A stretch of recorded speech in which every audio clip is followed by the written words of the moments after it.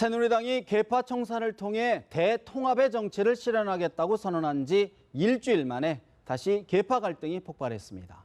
롤러코스터처럼 현기증 나는 집권 여당의 행보 언제까지 계속될 것인지 전문가들과 함께 진단해봅니다. 황태순 정치평론가, 김관옥 계명대 정치외교학과 교수, 김홍국 경기대 겸임교수, 황장수 미래경영연구소장 네 분 모셨습니다. 어서 오십시오. 네, 안녕하세요. 잠잠해지는가 싶더니 새누리당 계파 갈등 다시 도지는 모습입니다. 어제 비대위의 일괄 복당 결정, 특히 친박계가 상당히 격앙돼 있는 것 같습니다. 새누리당의 의원들의 분위기 잠시 들어볼까요? 글쎄요, 교감까지는 그것이 입당에 관련돼서 교감까지는 있었다고 보지 않고요. 다만 논의는 하고 있다 정도는 알고 있었지 않을까 싶습니다. 그래서 이 8월 전당대회는 뺄셈 전당대회가 아니라 덧셈 전당대회로 가야 돼. 이 친박 비박으로 나는 이분법적인 모습으로 국민들에게 비춰져서는 정말 곤란하다. 거듭 말씀드리지만 새로운 미래 비전과 가치를 가지고 경쟁하는 전당대회 된다. 그렇게 보고 있고요. 신 비대위가 최고위를 대신하는 그런 최고 의결기관이기 때문에 이 복당 문제라든지 이건 늘 그 최고위에서 결정을 해왔습니다. 그래서 이 비대위에서 결정난 것은 아마 제가 보기에는 당원 당규상 큰 하자는 없고 그것으로서 결정됐다고 저는 보고 있습니다. 최종 결정. 청와대라든지 혹은 친박계 분위기가 전해져서 다시 결정을 하게 됐고 이번 비대위는 제가 알기로는 그런 의미에서 여러 가지 당내 주류들의 의견을 충분히 이렇게 전달할 수 있는 위원들로 저는 구성이 됐다고 믿고 있었고요. 그 위원회를 구성한 자들이 저는 책임을 져야 되는 것이지 이걸 갖고 쿠데타다 뭐다 얘기하는 건 이미 차 떠난 뒤에 손 흔드는 격이랑 똑같다고 생각합니다. 원유철 전 원내대표, 교감이 있었다고 보지는 않는다. 이분적인 모습을 보여서는 안 된다. 하지만 비박계, 친박에서 요즘 비박계 좀 멀어진 한선교 의원 같은 경우에는 쿠데타니 뭐니 해봐야 소용없다. 차 떠난 뒤 손 드는 격이다. 황 의원님, 당내 주류격인 친박계가 허를 찔린 것 아닌가 싶은데. 허를 찔렸다고도 하고 또 뒤통수를 맞았다고도 하고. 근데 현직 대통령의 이해관계와 그다음에 정권 재창출을 갖다가 아주 최고의 가치로 두어야 될 당의 어떤 이해관계가 충돌하는 거라고 봐요. 아무래도 현직 대통령 입장에서 아직도 자녀 임기가 한 20개월 남아있는 상태에서 어떻게 당을 좀 집권당을 약간 장악한 상태에서 협조를 받아가면서 국정을 운영하고 싶을 것이고 또 정권 재창출이 목표인 당 입장에서는 4.13 총선에서 완패하고 어쨌든 2당으로 전락하지 않았습니까? 이런 상태에서 특히 과거 5년 전과는 달리 5년 전만 해도 사실 이명박 대통령 당시 막강한 박근혜 의원이 사실은 대선 주자로 있었는데 지금 대선 주자가 만만치가 않아요. 뚜렷한, 없어요. 안 상대적으로. 보여요. 반기문 유엔 사무총장 이야기는 하고 있습니다만 저 멀리 뉴욕에 계시고 그러다 보니까 뭔가 원심력이 작동할 수밖에 없습니다. 즉 구심력과 원심력이 충돌하는 가운데 사실 이렇게 이런 어떻게 보면은 어제 유승민 의원을 비롯한 7명 의원의 탈당 무소속 의원의 복당이 결정됐습니다만 그 명분으로 내건 게 뭡니까? 계파 청산 통합의 계기가 되자. 근데 그게 됐나요? 오히려 계파 갈등 극대화돼 버렸고 통합은 고사하고 지금 내란 일보 직전까지 갔거든요. 내전 일보 직전까지. 과연 그런 식으로 어떻게 보면은 저는 유승민 의원 또 윤상현 의원 비롯해서 7명은 언젠가는 복당이 될 거라고는 보고 있었습니다. 그러나 이것을 과연 그런 식으로 어떻게 보면 정당에서 나름대로 집권당에서 조율과 조정 없이 그렇게 후닥닥 해치움으로써 한쪽에서는 이거는 이른바 쿠데타 아니냐, 비대위 쿠데타 아니냐라고 질타하고 있고 또 한쪽에서 무슨 소리냐, 우리는 정상적인 절차, 과정 거쳐서 가장 원만하게 처리했다. 이런 식으로 볼썽사나운 멱살잡이, 머리끄댕이 싸움하는 모습 정말 보기 좋지 않습니다. 보기 좋지 않다. 사실은 새누리당 전당대회 이후 새로운 지도부가 결정을 하지 않겠느냐라는 게 대체적인 관전이었는데 어떻게 보셨습니까? 비대위 대변인인 지상 의원이 사실은 이거를 비대위에서 다룬다고 얘기를 한 적이 있습니다. 그래서 생각보다는 좀 빠르지만 이게 일종의 뇌관이고 언제 터질 거든 터지는 일이기 때문에 이걸 좀 조기에 터트려서 조기에 정상화를 하겠다 뭐 이런 건데 안을 들여다보면 결국에는 이제 이게 당권 갈등이고 친박 비박의 어떤 경쟁 이 성격인 거죠. 근데 이거의 시작은 저는 지금 정진석 대표가 예. 비대위원을 처음 안을 만들고 그게 전국위원회에서 비토를 받으면서 무기력을 느낄 때부터 시작된 것이다라고 생각을 합니다. 이미 그때부터 잉태하고 있었다. 그렇죠. 이제 그 뭔가 자기 정치를 펼칠 수 없는 그런 상황은 사실상 원내대표로서 1년이 길어질 수밖에 없는 거죠. 거기다가 최근에 이제 상임위원장들 인선할 때 보면 거의 친박 중심 구도가 계속해서 형성될 수밖에 없는 그런 모습이 그대로 드러난 부분이 있는 것이고요. 또 한 가지 문제는 예. 사실은 논란이 되고 있는 유승민 의원이 실질적으로 복당을 하는데 무슨 하자가 있느냐라는데 하자가 없다라고 보는 겁니다. 결국에 이제 많은 분들이 친박에서 이제 이 초점을 맞추는 부분이 일종의 이제 중도 성향 또는 진보 성향 강한 정책을 제시했다 그러는데 사실은 우리가 2012년도에 보면 이 합리적 정당이라는 건 기본적으로 자기 터에서 중도를 지향하거든요. 더 많은 표를 얻기 위해서. 그래서 2012년도에도 박근혜 대통령도 사실 뭐 경제민주화다 그래서 상당히 진보적인 정책들을 가져온 겁니다. 그래서 이런 부분들을 실질적으로 비토해왔던 이유로 삼는다면 일종의 특정 세력이라든가 특정 집단을 대표하는 그런 대중정당이 아닌 새누리정당, 괜히 포괄정당이고 선거 전문 정당이거든요. 그럼 전 국민을 사실 받아들이려고 한다면 이 정도는 충분히 수용할 수 있어야 된다. 뭐 이런 얘기죠. 비박계에서는 받아들이는 것이 복당하는 것이 총선민이다라고 이야기하지 않습니까? 동의하십니까? 그렇습니다. 어떻게 보십니까? 네, 이번 상황을 보게 되면요. 그동안 있었던 그 계파를 해체하고 갈등을 없애겠다라고 선언했던 것이 사실은 현재 미봉이었다라는 것이 다시 한번 드러나는 거고요. 최근의 상황을 보면 친박 진영에서는 당권, 전당대회에서 당권을 사실상 장악하는 그림대로 진행이 되고 있었습니다. 왜냐하면 친박의 그 수적인 우위라든가 또 당의 장악력이 최근에 조경태 의원의 기재위원장, 상임위원장 선임에서 드러났지 않습니까? 친박의 우위가 계속되고 전당대회에서 친박 진영의 이 당 대표를 뽑음으로써 향후에 이 당을 주도해 나가겠다. 이에 대해서 사실은 비박 진영에 상당한 그런 위기의식이 있었던 거고요. 네. 저는 비대위에서 이런 부분들이 사실은 뭐 내부에서 어떤 논의가 됐는지 모르지만 그 비대위 회의 상황에서 아마 충분히 그런 그 전체 공감대를 가지고 진행되지 않았나. 그렇게 해서 당초에 친박 진영이 예상하지 못한 가운데 일사천리로 진행이 됐다라고 판단이 됩니다. 왜냐하면 청와대도 모르고 있었고 또 친박 진영에서 이후에 나오는 반응들이 너무 극단적이거든요. 이건 정말 허를 찔린 거다라고 판단이 되고요. 그렇다면 과연 이 비대위에서 나왔던 계파를 청산하는 작업들이 이제 과연 제대로 진행이 될 건가? 그렇다면 어차피 터질 거였다면 사실은 이런 과정을 통해서 다시 한번 당이 왜 총선에서 참패했고 국민들의 신뢰를 잃어버렸는가에 대한 그런 공감대를 찾아가면서 당을 수습하는 과정들로 진행이 된다면 지금의 상황에 도리어 약이 될 수도 있다. 대신에 친박 패권주의란 말이 최근에 계속 강화되고 있지 않습니까? 그 부분은 상당히 조심해야 될 것 같습니다. 왜냐하면 과거 같으면 이렇게 어떤 수적인 그 절차의 정당성이 있는 가운데 진행이 되면 대부분 수용을 참 마음으로는 안타깝고 분하지만 수용을 하거든요. 근데 지금 상황 같은 경우는 쿠데타라든가 아주 극단적인 못 받아들이겠다는 거죠. 그런 상황들이 나오는 것은 어쨌든 이 민주사회 정당에서는 가능한 절차에 대해서는 수긍할 수 있는 분위기로 가는 게 낫지 않을까 이런 생각이 듭니다. 어제 진행된 과정을 보면 기습적이고 전격적이고 기획적으로 치밀하게 준비되어서 통과되었죠. 그래서 이 정도 사안 솔직하게 좀 이야기를 해봅시다. 지난번에 그 유승민 원내대표가 대표로 있을 때 대통령이나 행정부의 권한을 갖다가 제한하는 한마디로 입법부가 행정부의 우위에서는 그런 국회법 개정안을 당내 충분한 논의 없이 통과시켰고 그것을 배신의 정치라고 규정한 부분은 표현이 꼭 옳은 것은 아니라고 저는 생각합니다만은 어쨌든 유승민 의원이 큰 일을 벌인 것은 사실입니다.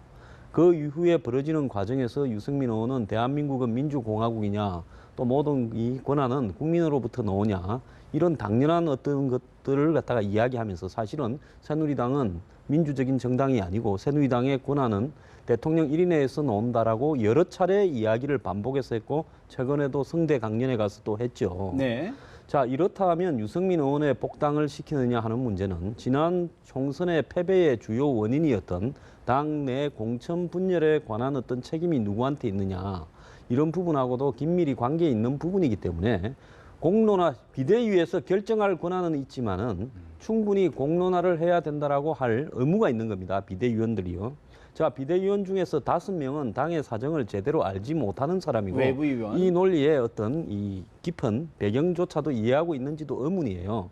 그러면 이런 것들 충분히 논의시킨 다음에 우리가 몇 월 며칠 이런 문제를 통과시킨다라고 예고하고 표결로서 통과시키면 그거 어쩔 수 없는 거죠.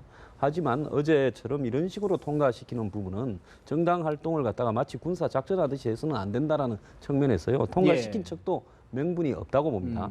다만 정진석 원내대표는 앞으로 이 청와대나 여당 내부에 굉장히 시끄럽게 된 거예요. 친박이 밀어줘서 원내대표가 압도적으로 됐는데 그 이후에 본인이 비대위원장을 겸임하고 혁신위원장으로 김용태 씨를 하면서 비박이 비대위원회 다수를 점하게 만들었다가 전국위원회에서 부결됐지 않습니까? 예. 그래서 또 본인이 누구를 끌어들였습니까? 김무성, 최경환 이 두 사람을 삼자회동. 끌어들여서 두 사람의 패배에 대한 총선 패배에 대한 사면을 하는 모양새로 하면서 한 사람은 당권, 한 사람은 대권을 지향하도록 또 만들었어요. 그렇게 3인이 합의해서 비대위원을 구성을 했으면 이런 문제에 있어서 원활하게 처리를 해야 되는데 어쨌든 본인은 법대로 처리했다라고 주장하겠지만 이 결과는 또 당에 엄청난 분란을 불러일으킨 것은 사실입니다. 그런 측면에서 지금 친박계 재선의원 이상의 의원들은 이제 대책회의를 연다는 거 아니겠습니까? 되돌릴 수 있을까요? 제가 봤을 때요. 새누리당의 친박들도 문제가 보통 많은 게 아닌 게요. 자, 본인이 밀어주고 지금 뒤통수를 여러 번 맞고 있으면 지난번에 전국위원회에서 부결됐을 때 차라리 정진석 원내대표를 갖다가 비토놓는 쪽으로 처리를 확실히 하든지 이렇게 했어야죠. 그리고 또 비대위원 구성을 할 때 당내 6, 당 밖에 5 이렇게 데려와서 하면 이 문제에 대해서도 확실한 믿을 만한 구성인가에 대해서 짚어야죠. 정작 짚어야 될 일들은 듬성듬성하게 처리하면서 어제 무슨 일을 벌였습니까? 개헌 이야기를 갖다가 벌려가지고 국민들 앞에 끄집어내는 순간에 등 뒤에서는 칼이 찔리는 줄도 모르고 있었지 않습니까? 이런 식으로 대통령을 모셔서 정권을 재창출한다는 사람이 일을 허술하게 처리했어야 뭐가 되겠습니까? 그러니까 이번 기회에요. 네. 대통령이 탈당을 하시든지 갈라서든지 안 그러면 집행부를 다 뒤집든지 네. 정확하게 해가지고 의견을 정확하게 전달해야지 대충해서 얼렁뚱땅 당권을 우리가 차지할 수 있겠다. 이런 식으로 정치하지 말기를 문제점은 바랍니다. 굉장히 상세하고 날카롭게 지적을 해주셨는데 과연 앞으로 그럼 이걸 어떻게 풀어가야 될까? 지금 만약에 청와대에서 예. 또 당에서 무슨 해법이 있으면 다 이렇게 백가쟁명이 벌어지겠습니까? 사실 누구도 예상할 수 없었던 일들이 벌어졌기 때문에 기본적으로 그래요. 만약에 그 비대위에서 어제도 비대위에서 뭔가 준비한 듯이 김태흠 사무부총장 나가세요 할 때부터 저 낌새를 챘었어야죠. 그럼 김선동 비대위원장 비서실장은 뭐 했습니까? 청와대에서 박근혜 대통령 모시고 초대 비서관 했잖아요. 정무비서관. 뭔가 저 낌새가 이상하고 그게 뭐가 진행되고 보니까 마침 권성동 의원, 또 이학재 의원, 네. 김영우 의원, 거기다 정진석 원내대표까지 합세해서 그야말로 윽박지르는 분위기를 연출했으면 김의옥 비대위원장 차고 나왔어야 됩니다. 왜냐하니까 이것이 그야말로 핵폭탄급으로 그야말로 누구도 감당할 수 없는 상황이 벌어질 것은 뻔한데 예. 솔직히 말해서 밖에 외부 인사 5분 당사정 정확히 아십니까? 모릅니다.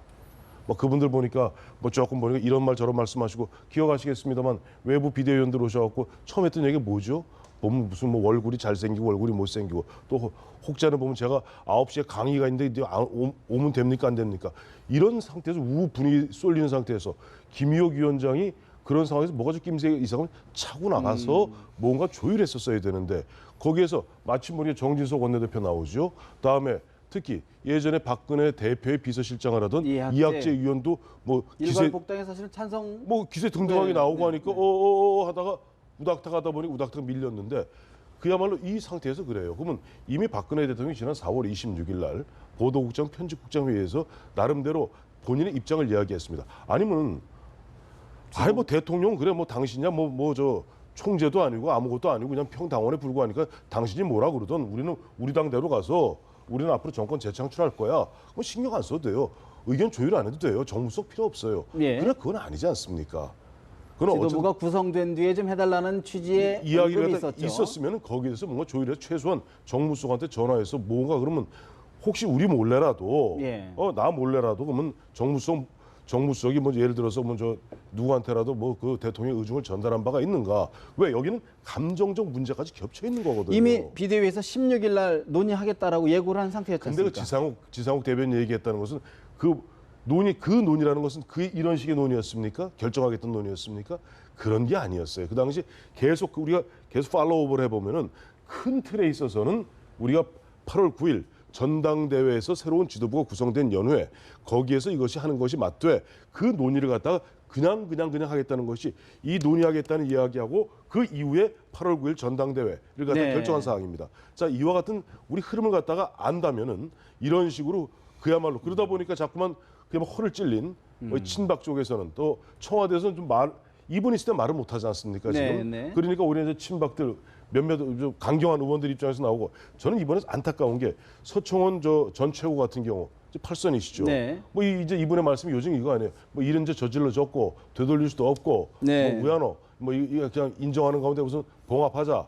그다음에 한송교 의원 같은 경우 한때는 보면은 저 박근혜 대통령 그 박지만 씨하고 저 친구분 아니에요. 네. 그러다 보니까 박근혜 대통령 누님 하시던 분이고 흔한 얘기로 보면 가장 오리지널 친박이었는데 요즘 소원해지다 보니까 뭐 작년부터 기존 친박 이른바 진박이니 친박이니 한 부분에 대해서 굉장히 비판적이세요. 그래서 이런 분들의 이런 말씀들은 결국 보면은 당을 갖다가 결과적으로 우리는 좋게 얘기해서 뭐 이런 거 다 덮고 해서 통합의 길로 가자. 됩니까?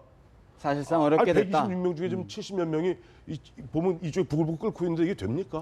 어떻게 보십니까? 이게 이제 결국엔 힘 대 힘의 논리인데 약자 해석이거든요. 그러니까 아까 그것도 결국에는 비대위에서 회의를 하겠다라고 얘기할 때는 그 내용은 사실 얘기하기 어려운 거죠. 약자 입장에서는. 그날 의결하겠다라고 얘기할 수는 없는 거예요. 그러면 뭐 일이 다 없어지니까, 무너지니까. 근데 결국 이제 약자 입장이라는. 결국에는 제가 얘기하고 싶은 건 이겁니다. 이게 이제 일종의 친박의 어떤 힘이 너무 커지니까 이거를 견제해야 되는 뭔가 새로운 세력들이 등장을 할 필요성이 당 내부에서도 등장한 겁니다. 예. 이제 이런 논리로서 출발한 건데 그게 이제 복당 문제로서 매개가 돼가지고 지금 터진 거죠.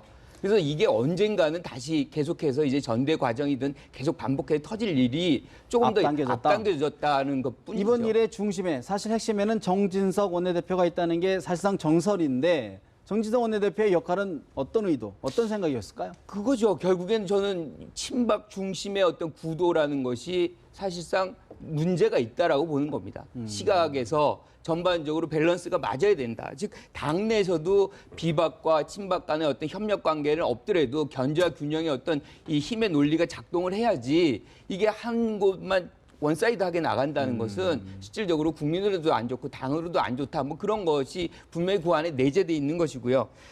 특히나 이제 이런 정당 회의를 같은 데서 이제 나타나는 부분들은 네. 우리가 아까 지금 말씀하신 대로 사실 굉장히 살벌한데죠. 이 뭐 칼 같은 말들이 마구 난무하는데 거기서 5명의 이제 뭐 외부 비대위원들이 얼마나 역할을 했겠어요. 그러니까 실질적으로 내부 의원들이 중심으로 해서 한 것이고 이건 비박이 중심이 돼서 어떻게 하든 결론을 내보겠다는 것이고 힘의 균형을 맞춰보겠다는 것이기 때문에 이거는 지속적으로 전대까지 그 이후까지 계속 갈 수밖에 없다. 없는 상황이다. 이번 계기를 저는 새누리당이 새로운 변화를 갖는 기점으로 삼아야 된다라고 저는 생각을 합니다. 왜냐하면 이번 사안이 친박이 계속해서 전당대회까지 해서 대표 이후에 당권뿐만 아니라 대권까지도 주도를 하겠다는 친박의 그런 시나리오가 사실은 현실화돼가고 있는 상황이었거든요. 그렇다면 비박 진영의 그 의원들뿐만 아니라 외부에서 온 비대위원들께서 아마 저는 그런 생각을 했다고 봅니다. 당이 균형을 잡아야 된다. 이 상황으로 계속 가서는 도리어 당의 구조가 왜곡된다. 다시 말해서 한성교 의원의 얘기가 굉장히 중요한 얘기라고 봅니다. 한성교 의원이 그런 얘기를 했습니다. 나 자신의 정치적 승리를 위한 친박들이 지금 너무 많다. 제대로 되기 위해서는 청와대, 박근혜 대통령의 국정이 제대로 되기 위한 진짜 친박이 돼야 된다. 그러기 위해서 뭘 해야 되느냐. 당에서 주체적인 힘을 갖고 국정에 대해서 서포트하는 게 중요하지 이 청와대나 또는 대통령이 심기 경호를 하고 대통령이 싫어하는 일은 하지 않는 이런 친박이 돼서는 안 된다라는 얘기거든요. 저는 새누리당이 보수 여당으로서 집권 여당으로서 새로운 이 출발을 하기 위해서는 바로 그 부분에서 당이 주도적인 힘을 가져야 되고 그렇다면은 유승민 의원이 사실은 뜨거운 감자 아닙니까? 복당을 시키지 않는 상태에서는 항상 당이 비정상적이죠. 그런데 복당을 함으로써 당내에서 친박 진영 그리고 이 합리적 보수라든가 여러 가지 가치를 내세우고 있는 이런 비박 진영이 같이 선의의 경쟁을 펼치는 것. 다시 말해서 한쪽을 배제하거나 서로를 극단적으로 저주하는 양상이 아니라 이제는 장내에 들어왔습니다. 그렇다면 당내에서 좋은 선의의 경쟁을 펼치다 보면 새누리당이 앞으로 미래를 향해서 새로운 비전과 가치를 가질 수 있다. 경쟁은 좋은데 자칫 당이 쪼개지는 것 아닌가 하는 우려가 있는데 사실 일각에서는 정진석 원내대표에 대한 사퇴론까지 거론되고 있는 것 같은데 홍문정 의원의 이야기 잠시 들어볼까요? 아마 정진석 원내대표 입장에서도 많은 분들이 그렇게까지 반대하고 있다는 사실에 대해서 새삼 놀라지 않을까 그런 생각을 하고 있습니다. 이렇게까지 많은 분들이 이 문제에 대해서 심각하게 생각하고 있고 또 이 문제에 대해서 적극적으로 검토하지 못한 원내대표에 대해서 문제를 제기할 그런 가능성이 있다는 사실을 아마 원내대표가 잘 감지하지 못하지 않았을까 하는 생각입니다. 홍문정 의원, 원내대표에 대해 문제 제기를 할 가능성이 있다는 사실 원내대표가 잘 모르고 있는 것 아니냐라고 얘기했는데 황 수사님, 진짜로 친박계가 정진석 원내대표 비토할 수 있을까요? 어떻게 보십니까? 일단 정진석 원내대표는 무슨 생각으로 저렇게 하고 있을까? 원래 MB 정권에서 정무수석을 하면서 또 박 대통령 측하고도 당시에 가교 역할을 하고 또 집안끼리도 뭐 이런저런 연고도 있는 분인데요. 저는 저분이 반기문 사무총장 부분에서 이번에 이 순전히 제 생각입니다. 개헌에 대한 입장, 지금 이원 집정부제 개헌을 해서 대통령은 이 외치, 그러니까 외교 국방만 맡고 실제 총리가 이 내치를 맡는 이런 부분이 지금 유력한 친박 진영에서 내세운다는 반기문 사무총장의 입장에서는 반쪽뿐인 대통령을 한다라는 부분에서 상당히 불편한 부분이 있는 거 아니냐. 그런 부분에서 정진석 사무총장은 반기문 총장 측과 긴밀한 어떤 모종의 그런 부분을 가지고 있다가 일사불란하게 이번에 만약에 이 최경환 전 부총리가 아마 8월 초에 8월 9일 날 당 대표가 되겠죠. 이대로 놔두면요. 그런 부분에서 이원 집정부제 개헌 이야기가 어제 또 나오고 했지 않습니까? 이런 부분에서 어떤 행태로든 브레이크를 걸어야 되겠다라는 부분. 그러니까 정진석 원내대표는 양쪽의 사이에 있는 듯 하지만 다음 자기 정권을 내다보면서 지금 자기 정치를 하고 있다. 이렇게 보고 있습니다. 그런 부분 때문에 이번에 이 파동의 배경에는 자기 대통령으로 거론되는 사람의 권한을 갖다가 어떻게 제한하느냐라는 부분을 둘러싼 친박 진영과 또 반기문 총장 진영과의 어떤 갈등이 있을 수도 있지 않느냐. 저는 그렇게 봅니다. 대결이다. 그 부분에서 결국은 지렛대로 비박들을 동원한 부분이 있을 수 있는 거죠. 그런 이해관계가 맞아떨어져서 이런 결과가 나오지 않았나 이렇게 보는데요. 그렇다 그러면 더더욱 친박계 입장에서는 죄송한 표현이지만 뭐 가만둘 수가 없는 거 아닙니까? 그렇죠. 친박이 지금 구성하고 있는 개헌까지를 포함한 자기 정권 창출 구상에 대해서 전혀 다른 구상을 하고 있으니까요. 그래서 저는 새누리당이 지난번에 전국위원회를 이렇게 이 구성 성원이 안 돼서 부결시켰다가 또 김무성, 최경환, 정진석 이 세 사람이 합의해서 또 당을 살렸어요. 도대체 이 세 사람이 합의할 권한이 어디에 있습니까? 이런 식으로 일을 하면 안 된다는 겁니다. 공식적으로 의총을 소집해서요. 정진석 예를 들어서 원내대표가 가는 길이 마음에 안 든다면 친박이 한마디로 원내대표에 대한 비토안을 내 그런 거죠. 실제로 지금 유승민 복당이냐 복당이 아니냐를 세력관계로 바라보는 측면도 있지만은 또 다른 한편으로 보면 유승민 원내대표가 문제가 될 때 원내대표로서 어떤 권한을 적절히 행사했느냐. 당시에 과연 당내 구성원들이 이 국회법 개정이라는 내용을 알고 했느냐라는 그런 문제와 관련되는 본질적인 어떤 문제도 있습니다. 그래서 이런 문제들을 전부 다 드러내놓고 그런 부분이 총선 패배의 원인으로도까지 왔는데 이 부분을 갖다가 이런 식으로 처리하는 부분은 잘못되었다면 이번 기회에 확실하게 의총을 열어서요. 원내대표 물러가라고 하든지 그런 식으로 정리를 했었어야 되는데 지난번에 세 사람이 수습을 했고 그때 비대위원장만 아마 최경환 전 부총리 측에서 추천했다는 이야기가 있습니다. 그러면서 나머지 비대위원을 구성하는 일들이 얼렁뚱땅 됐거든요. 이번에 벌어진 이 사태의 본질은 친박이 솔직히 말하면 수준이 좀 안 되는 겁니다. 정진석 대표 입장에서는 내가 이렇게 해도 나를 건드릴 수 없다. 이렇게 판단한 건 아닐까요? 그분 머리 좋으신데요. 그런 계산들을 안 하고 했겠습니까? 지금 이번에 이렇게 통과시킨 사항은 되물릴 수가 없을 거라는 확신이 있었을 거예요. 그리고 비대위원장이 여기서 사퇴도 못할 거다. 지금 사퇴하는 듯이 입장을 표명하고 있지만 이런 계산까지 있고 또 친박에도 지금 이 진골 선골이 되어 있는 친박 외에 육두품이 되어버린 친박들은 또 동조를 안 할 거다. 이 계산까지 충분히 했을 거라 봅니다. 레임덕이죠 한마디로. 아까 제가 서청원 한성교 두 분 얘기했습니다만 어떻게 보면 친박의 좌장이고 가장 보면 박근혜 마티형격이고 한 분은 또 보면 어떻게 보면 호위무사 역할을 해야 될 분인데 여기서 내 몰라라 어떻게 보면 좀 소 닭 보듯 남의 이야기하듯 하고 있거든요. 뭐 한성교 의원이 정치평론가가 아니지 않습니까? 정치인이죠. 정치인입니다. 그렇다면은 정치인은 거기서 평론가같이 이야기하시면은 곤란합니다. 그리고 이런 상태에서 아무리 누가 뭐라 그래도 앞서 처음 제가 모두에 말씀드린 대로 현직 대통령은 자기 마지막 순간까지도 보면은 자기 중심으로 국정을 운영하고 싶어 해요. 그건 당연한 겁니다. 누구도. 그렇다면 그 주변에서 집권 여당은 함께 그건 당원 당규에도 나와 있는 바와 같이 당이라는 것은 대통령 배출한 당 소속의 대통령을 갖다가 뒤에서 뒷받침할 수 있는 어떻게 도덕적이고 정치적인 책무와 의무가 있습니다. 그것을 다들 요구 당원 당규에 나와 있고요. 나와 있어요. 박혀 있어요. 이게 딱 보면은 그건 대통령 나 중심으로 왜 나는 국민들로부터 국회의원 한 사람 한 사람은 253분지 1로 선택받았지만은 나는 전 국민으로부터 선택받은 사람이에요. 그렇기 때문에 난 당신들보다 300배 더 국민들로 강한 위임을 갖고 난 최소한 나의 정치 철학 갖고 5년 동안 일단 책임지고 나는 국가를 갖다 운영할 국민들에게 책무가 있는 사람이에요. 그런데 당은 안 그렇죠. 이제 선거 다 치르지 않았습니까? 인사권 다 행사하지 않았습니까? 이제 박근혜 대통령 나한테 영향 미칠 수 있는 권한 거의 없습니다. 없다. 그런 제가 측면에서 예전에도 말씀드렸죠.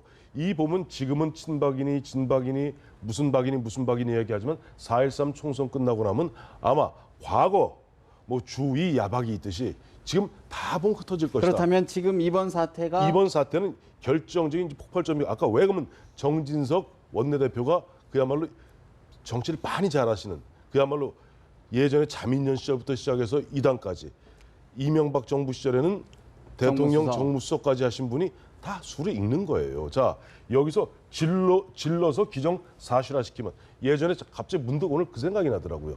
1995년에 당시 검찰에서 뭐라고 발표했냐니까 12.12 5.18을 놓고 성공한 쿠데타는 처벌할 수 없다. 결론 냈을 때 김영삼 대통령이 화를 내면서 그걸 처벌할 수 있도록 만들죠. 이미 지금 정진석 원내대표하고 이거 권영우, 권성동 사무총장 등은 아는 거예요. 이거 후닥닥 밀어붙이면은 그나마 친박 쪽에 있는 사람 뭐 김태흠 의원, 그다음에 이장 의원 몇몇인데 그 목소리 김진태 의원 이 사람들만 막으면 아무것도 아니다. 친박에서 지금 막 웅성웅성해도 결국은 하는 것 같지만 오늘도 보니까 이장 의원도 아까 보니 낮에 뭐 TV에 나와서 이야기하는 거 보니까 톤이 그냥 불만스러운 목소리를 내는 정도지 뭐 보면은 한번 붙어보자라는 결기라든가 좋다. 진짜 뭐 죽기 살기를 한번 해보자 이런 거 없어요. 격앙만 됐지 결국은 무게중심이 당으로 이미 그것을 서청원 8선 의원이 얘기하고 있는 겁니다. 이미 기정사실화 됐는데 자 당으로 무게중심을 가는 것이고 이것을 과연 그러면 청와대는 어떻게 받아들일 것인가 잠시 후에 얘기하겠습니다만 대통령은 과연 그것을 어떻게 받아들이고 여기 순응할 것인지 아니면 거부하고 옛날 노무현 대통령 같이 당을 떠날 것인지 이 결정으로 몰리게 되는 거죠. 어떻게 보십니까? 자, 결국은 이제 지금 말씀하신 대로 서청원 의원이 해답을 제시한 겁니다. 일정 부분 지금의 어떤 분란을 계속 유지시키는 것이 득보다 실이 훨씬 크다라고 보는 거죠. 일단 명분이 없습니다. 절차라든가 뭐 이런 부분에서 거의 뭐 아까 말씀하신 대로 이거를 공론화시키고 뭔가 수렴을 하는 과정이 좀 부족했다. 뭐 그런 부분에 하자는 있지만 비판은 받을 수 있지만 그렇죠. 그 자체가 법적인 절차의 어떤 문제를 완전히 뒤집을 수 있는 만큼의 것이 아니라는 겁니다. 그래서 이걸 계속해서 유지시킨다면 결국엔 친박의 어떤 배타성, 편협성 이것만 이제 계속 비판받을 수밖에 없는 것이고요. 더 중요한 것은 이제 한 달 반 있다가 남을 전대가 있는 거예요. 전대 그 과정 속에서 어떻게 더 외연을 넓혀갈 것이냐. 그리고 그 이후에 대선 준비 과정은 어떻게 할 것이냐. 이런 부분에서 이 문제를 계속 더 재생산하고 확대시키는 것은 득보다 실이 크다라고 판단하는 것이죠. 그 지점에서 청와대 박근혜 대통령의 선택지는 어떻게 될 거로 보십니까? 대통령학에서 대통령의 임기 초반부터 후반으로 갈수록 지지율은 떨어지고요. 대통령의 국정에 대한 장악력은 약해질 수밖에 없습니다. 그래서 임기 초에 법안을 만들고 또 국정에 대해서 강한 힘을 발휘하는데 중반으로 가면 약해지는 거죠. 그리고 후반으로 가면 이제 레임덕에 빠지게 되는데 사실은 지금 후반기를 이제 들어왔습니다. 그렇다면은 국정 운영 방식도 이거는 뭐 우리나라뿐만 아니라 미국의 뭐 40몇 명의 대통령 다 그동안의 역사를 통해서 이미 입증이 된 이 경험적 통계입니다. 그렇다면 그때부터는 당과 협력적인 관계를 가져가야 되고 그전까지는 강한 드라이브를 걸었지만 이런 방식이 세계 모든 대통령들이 그런 운명을 걸어왔습니다. 박근혜 대통령의 최근 흐름을 보면 아까 잠깐 뭐 얘기 나왔지만 그동안 뭐 주의 야박 과거에 뭐 이런 상황에서 이제는 주박 야반 이제 낮에는 박 대통령 밤에는 반기문 총장 또는 주박 야유 낮에는 박근혜 대통령 밤에는 유승민 의원 뭐 이런 흐름들이 이제 나타날 겁니다. 왜냐하면 그것은 어쩔 수 없는 대통령제의 숙명입니다. 그렇다면 결국은 최근에 요구되고 있는 협치, 다시 말해 협치는 야당과의 협치도 중요하지만 여당과의 협치가 굉장히 중요합니다. 집권 여당에서 대통령의 정책을 잘 서포트해주고 하는 것은 당에 대해서 내 정책을 따르라고 하는 것이 아니라 당 의원들을 만나서 설득하고 이 정책의 의미를 끊임없이 강조하면서 그런 원심력이 작용하지 않도록 당과의 결속력을 높이는 것이 중요한데 지금 상황은 뭐냐면 친박 그룹들의 생각은 그게 아니다. 당을 우리가 끌고 가고 대통령과의 강한 유대관계를 갖겠다는 것이 지금 친박 그룹의 소위 말하는 친박 패권주의의 실체거든요. 이제는 그런 흐름을 바꿔야 됩니다. 왜? 그 상황으로 갔을 때는 과거의 모든 대통령들이 그런 시도를 했지만 다 실패했습니다. 박근혜 대통령은 워낙 강한 정치적 그런 그동안의 모습을 보였지 않습니까? 그렇기 때문에 놓지 않으려고 하실 건데요. 그렇지만 지금 잘 조율해서 성공적인 몇 개의 법안이라든가 또는 정책을 성공시킬 때 성공하는 대통령이 되실 수 있거든요. 그렇기 때문에 그 관계를 이 단순하게 갈등 관계, 비박, 뭐 친박 간의 갈등으로만 풀지 말고 전체 국정의 성공을 이끄는 방향으로 저는 이 포커싱을 해야만 답을 찾을 수 있다라고 생각합니다. 뭐 원칙적으로는 국정의 성공, 협치 이런 말들이 맞는 것 같지만 정치의 본질은요. 같은 당에 있더라도 한마디로 칼자루를 갖다가 당신이 잡느냐 내가 잡느냐 주류냐 비주류냐가 야당하느냐 여당하느냐 차이보다 더 클 수가 있어요. 내가 비주류 같으면 차라리 야당하는 것보다 더 못할 수도 있습니다. 야당은 야당 내부에 또 헤게모니라도 있지만은요. 그런 부분에서 봤을 때 친박과 비박은 지금까지 몇 번의 총선이 있을 동안 서로가 죽일 수 있을 때 죽이려고 각자 노력을 많이 한 사이죠. 네. 이런 부분에서 이번에 유승민 의원이 이 복당이 된 것은 뭐 총선 민이 어쩌고 하지만 그게 아니라 비박이 이 자신들을 대표해서 집결시켜서 비박 비주류를 친박과 싸울 한마디로 화력이 좋고 대중성이 있는 이 싸움꾼이 한 명 필요한데 자기들은 다 나서기가 부담스럽고요. 김무성 대표는 대권을 가겠다면서 또 이 싸움을 김무성 대표 원래 오래 못 밀지 않습니까? 쳤다 빠지고 그러지 않습니까? 그래서 그런 사람을 하나 데려와야 되는데 고양이 목에 방울 달 사람을 누가 데리고 오느냐? 그걸 갖다가 이번에 전격적으로 쿠데타해서 관철시킨 거죠. 자 이렇게 됐다면 이제 박근혜 대통령은 이걸 바라보는 시각이 뭔가 하면 나한테 정면으로 이제 도전을 해. 이렇게 돼버린 겁니다. 자, 이 부분에서 이제 박 대통령의 선택은 정말로 진노하면서 본인이 행사할 수 있는 모든 힘을 행사해서 예를 들어서 당을 탈당하든가 안 그러면 또 이 친박만 끌고 나가든지 별도의 당을 하든지 저는 진작 박 대통령이 이런 선택을 총선을 앞두고 해서 이 사실 이름만 같이 달고 있지 완전히 서로 신뢰하지 못하는 집단들이 당을 이런 식으로 같이 하고 있다라는 거예요. 지금 무슨 새누리당이 무슨 군대입니까? 저 군사 작전하는 거잖아요. 그러면 이런 일을 할 거라는 걸 뻔히 알고 있었고 도장 들고 나르고 뭐 살생부 등장하고 녹취 등장하고 이게 같은 당을 하는 사람의 형태가 아니잖아요. 그렇다면 진작 판단해야 되는데 항상 미련이 남아서 이렇게 오다가 지금 이런 일까지 온 겁니다. 그러면 여기에서 이제 할 수 있는 방법은 뭐냐? 솔직히 여당답게 군기를 잡을 수 있는 카드를 제대로 내서 이 압박을 하든가 안 그러면 비대위원장을 사퇴시키면서 없든가 저 정진석 원내대표를 갖다가 사퇴시키려고 하든가 이 승부수를 던지든가. 김의욱 비대위원장 지금 칩거에 들어가 있는데 사실상 김의욱 비대위원장의 거취는 어떻게 예상하시죠? 자 어제 이것도 웃기는 거예요.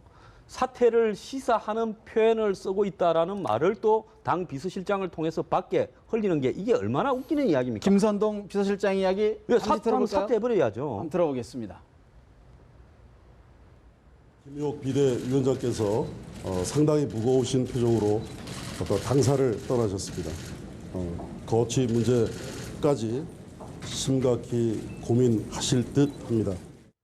이게 지금 보는 건 어제 상황이고요. 오늘 이제 김의욱 비대위원장이 당무를 일단은 잠정 중단해서 나오질 않았습니다. 어떻게 보십니까? 그 잠정 중단할 문제가 아니라 예를 들어서 이 문제가 불만스럽다면 그냥 던지도록 해야 되겠죠. 그건 뭐 친박 핵심이 컨트롤할 수 있는 문제에 속한 영역이지 않습니까? 그러면서 그 다음 수를 써야 되는데 지금 그러는 것조차도 또 용기도 없는 거예요. 자, 그렇다면 새누리당은 항상 뭔가 깨질 듯이 하다가 또 봉합하면서 서로 간에 못 믿는 사람끼리 한 배를 끊임없이 타고 가는데 예. 서로 배 구멍은 따로 뚫고 있어요. 그래서 배는 점점 침몰해 갑니다. 그래서 지금 이 침몰해 가는 배에 각자 구멍을 갖다가 열심히 뚫고 있는 두 집단이 그래도 그 배를 가지고 뭘 해보겠다고 저러는데 저는 이해가 안 가는 거예요. 김희욱 위원장이 하나만 더 드리면 결과에 대한 불만일까요? 아니면 과정에 대한 불만일까요? 본인은 이런 결과 정치를 안 해보는 사람이니까 법조계에 있고 무슨 총장에 있으니까 이번에 이렇게 통과된 부분이 나로서는 불가항력이었는데 별 문제 있겠나 이래 생각하고 나왔는데 결과가 이제 알려지고 난 다음에 청와대에서나 이런 어떤 흐름을 반응들이 보니까 이게 큰 사건이거든요. 아이고. 내가 사고 쳤네 이제 이렇게 된 거겠죠. 결과에 대한 불만일 것이다. 김희욱 위원장이 집권하니까 갑자기 김종인 대표가 왜 생각이 나죠? 김종인 대표가 예전에 보면 좀 그러셨잖아요. 근데 그때는 흔한 얘기 약발이 있었습니다. 당시 더불어민주당 같은 경우 총선을 앞두고 김종인 당시 그 비대위 대표가 그야말로 집권한다던가 뭐 흔한 얘기로 목리를 부린다 그랬을 때는 보면 다 바싹 긴장하죠. 실제 지금 보면 김희욱 위원장이 뭐 흔한 얘기 목리를 부리거나 뭐 집권하거나 누가 긴장합니까? 저는 이렇게 봤을 때 김희욱 위원장은 지금 잠정 중단이니 집권이라는 것은 청와대나 아니면 본인을 갖다 천거한 것으로 알려져 있는 이른바 친박계의 최대 실세인 최경환 의원으로부터 뭔가 사인이 오길 기다리는 듯한 이런 모습으로밖에 안 보여요. 그리고 이제 아까 저 보면 두 분 말씀들을 보면은 저 정치를 가도 너무 우리가 이상적으로 생각하시는데 제가 최근에 참 재밌는 책을 읽었어요. 예. 윤태영 노무현 대통령 당시에 윤태영 그저 대변인이 쓴 바보 산을 옵니다. 노무현 대통령이 사실 일대기나 마찬가지죠. 딱 한 줄로 노무현 대통령의 생각이 이 대목에 저는 무릎을 쳤어요. 예. 제 생각과 같았기 때문에 정치의 본질은 권력투쟁입니다. 당내도 그 갖다 우리가 좋게 얘기해서 이런저런 얘기하는 건 네. 나도 권력투쟁이라 했는데. 예. 아니 예. 제가 저쪽 보고 얘기했어요. 정치 투쟁이기 때문에 이런 부분에 있어서 이걸 만약에 이런 식으로 만약에 박근혜 대통령이 밀리면 앞으로 임기 3분의 1 남았죠 지금. 네. 그야말로 바지저고리 대통령이 됩니다. 아무것도 아닙니다. 아니 안 그래도 레임덕에 빠진 대통령 말 그대로 그야말로 쥐락펴락하기 쉬운데 예를 들어서 자기 당도 제대로 통화를 못하고 통제 못하는 그런 뭐 어떤 대통령 같다가 대통령 입장에서 지금 통제 수단이 있습니까? 없죠. 그러니까 어떤 일이 있어요? 과거 제가 찾아보니까 그런 게 아닌데 예전에 신민당의 이민우 총재라고 있었습니다. 이민우 총재가 당내 사실 최대 주주였던 YSDJ 뜻과 반해서 그 당시 그 유명한 보면은 그 뭐 내각제 뭐 받을 수 있다 네. 하는 식으로 이민우 파동을 일으켰을 때 YSDJ가 어떻게 했습니까?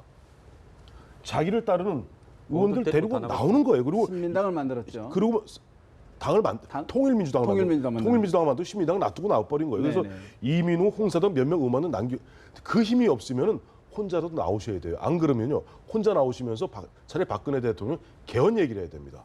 개헌 얘기해서 개헌을 주도권을 쥐고 어떻게 보면 정국을 주도함으로써 여야의 균형점을 잡고 그야말로 한 정파의 수장, 한 정당의 수장이 아니라 그야말로 대한민국 대통령으로서 그야말로 좋잖아요. 야당도 보면 좀 개헌하자고 박지원 의원도 얘기하잖아요. 네. 대통령께서 먼저 발의하시라고 이럴 때 차라리 치고 나가야지 안 그러면 앉아서 흔한 얘기로 정치적 바보 됩니다. 된다. 청와대는 지금 뭐 개헌론에 대해서는 블랙홀이다라고 지금 반대를 하고 있습니다.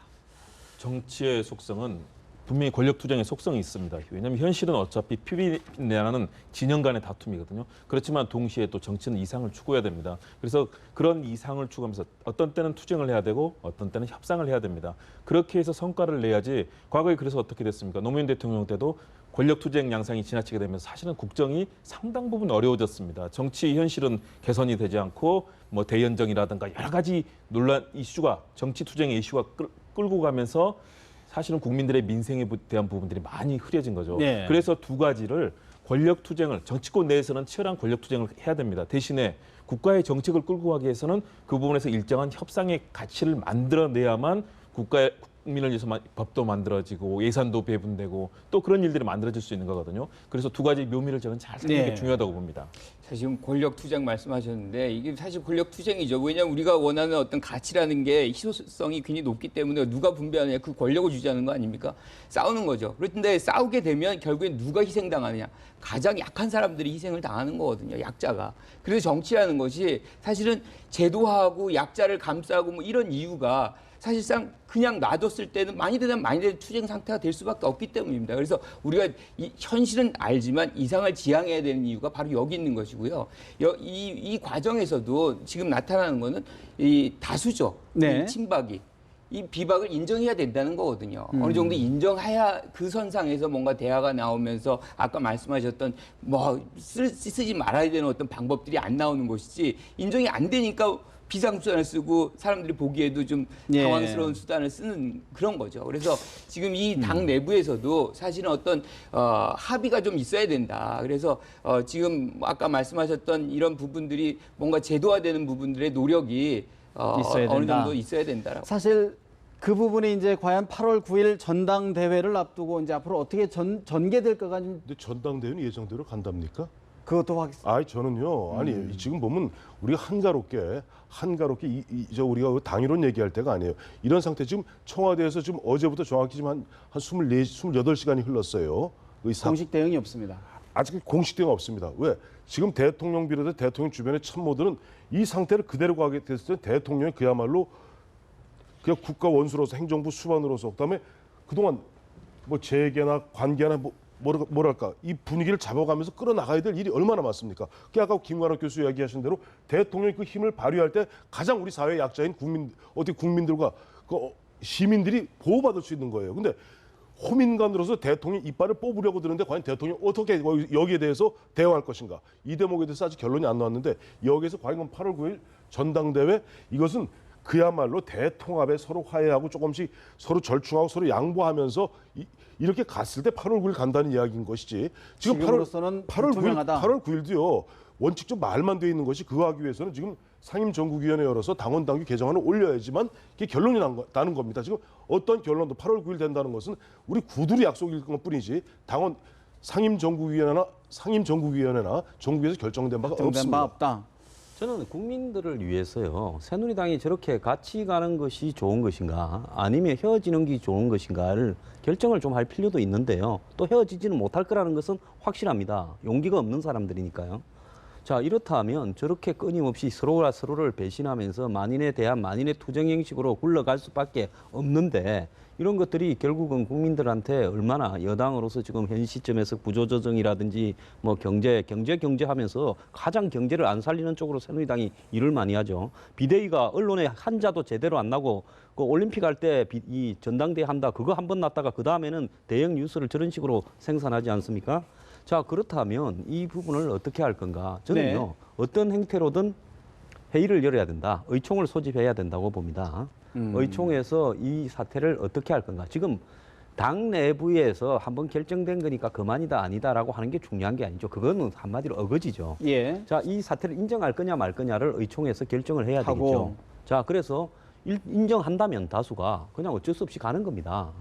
자, 인정하지 못한다면 그러면 이제 정진석 원내대표나 비대위를 또 다시 뒤집으려면 뒤집어야죠. 뭐 그런 어떤 부분에서 국민 덜 먹일 필요 없습니다. 국민들은 새누리당이 있으나 없으나 별 신경 안 쓰고 잘 살아요. 당 내부의 어떤 절차적인 거를 거쳐야만 이것이 해소된다. 네, 그렇게 정리를 빨리빨리 하는 게 낫죠. 이제 사실 그게 쉽지가 않죠. 이게 뭐 우리가 지금 원내대표가 우리가 지금 얘기하는 이 원내 회의를 실질적으로 이제 열 수 있는 그 권한을 갖고 있는데 지금 이 상황에서 열겠습니까?